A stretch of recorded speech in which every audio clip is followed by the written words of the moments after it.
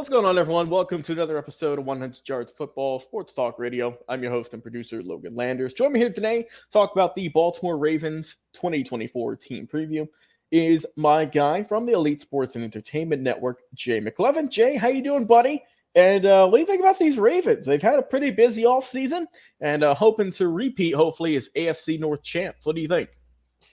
Yeah, I was just looking at their wide receiving core. Well, I want to make sure I had them all down right. And the more I looked at the wide receiving core, the more I was just like, oh, God, this team sucks.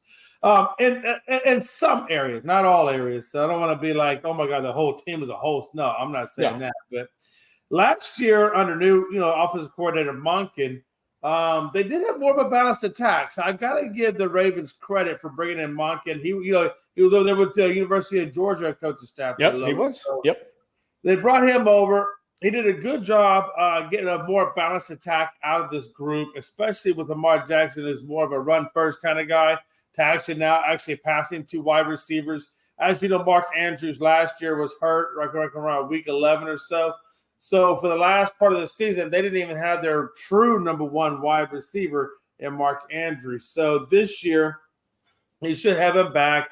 They got Zay Flowers, Bateman, and Aguilar as the other three wideouts. And I'm not really exactly, quote-unquote, thrilled, I guess you could say, about Zay Flowers and Aguilar and Bateman.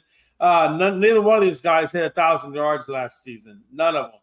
So it's not exactly the most, I guess, star spectacular. Now, they do have Lamar Jackson throw a lot shorter passes than what he was throwing, so it's going to be a lot more dink and dunk passes, a lot more yards after the catch, and those kinds of things. So we'll see how that transcends in this season. The one thing that they did add, I think is kind of interesting, is they brought in Derrick Henry as their running back. And, he is 30 years old. He is on a little bit of a decline, but the Ravens have a better offensive line in terms of rushing than does that of Tennessee, and that could build well for Derrick Henry, who also had Justice Hill backing him up at the number 2 spot behind him. So I expect to see a little bit more of a run game. I think having Lamar Jackson there is going to take some of the pressure off of Derrick Henry.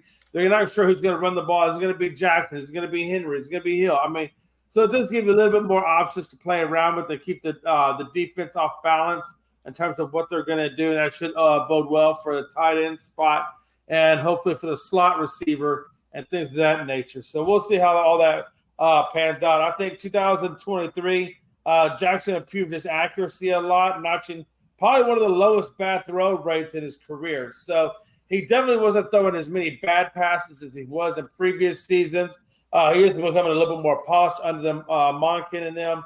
The one thing I would say is their defense ranks number 6 in 2024. They did lose Clowney, they did lose Pat Queen, and they did lose Darby. So and Gino, they're all gone. So that we're going to see how well they can bounce back after losing some of those key linebackers and things. Having said that, I see them possibly going 12-5. I think KC, Tampa, Cincinnati, Philadelphia, and Houston could be those 5 losses for them. So I think I see 12-5, Logan. Yeah. When you look at this team, they lost some, they gained some. And like you said, when you've got the MVP on your team, it's hard not to think they're going to have a good season, right? With Lamar being a now 2-time MVP. We got to put some respect on that with how well he's done. I like the addition of Derrick Henry. Someone who, as you said, is getting older, body getting a little bit more beat up.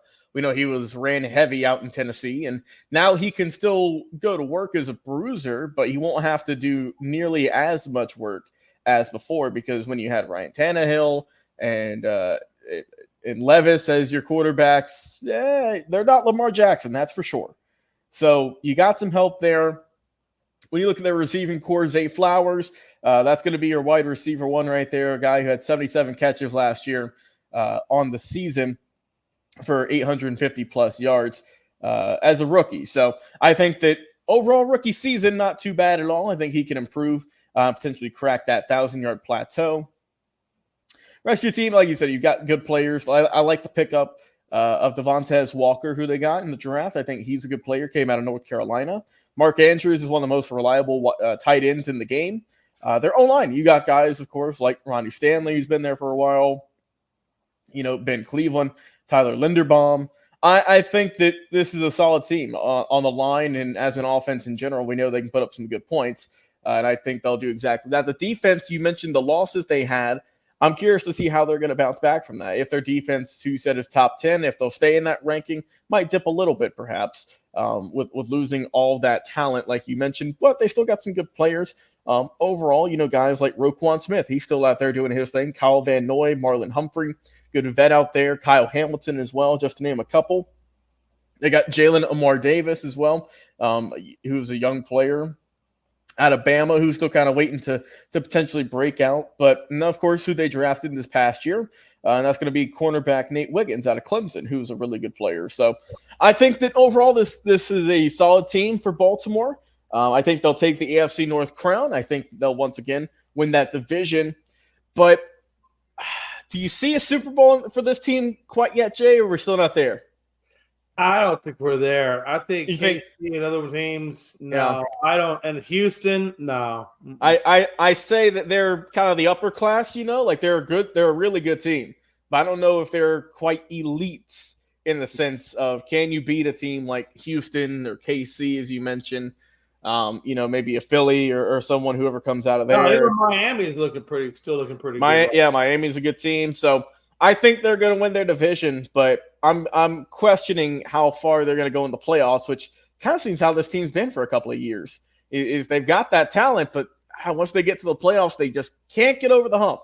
And with the way this team is assembled at this moment, at this recording, I think they'll do good, but I don't know if they're quite a Super Bowl contender at this time. That could change. They could always add some more players. You never know. They can make some trades. There's a lot of possibilities, but I don't see it quite yet. But who knows? They could always shock us. Well, hey, Jay, appreciate you, my brother, coming on the show, talking about these Baltimore Ravens. I've been your host and producer once again, Logan Landers. Guys, if you liked the video, like, comment, share, and subscribe. And until next time.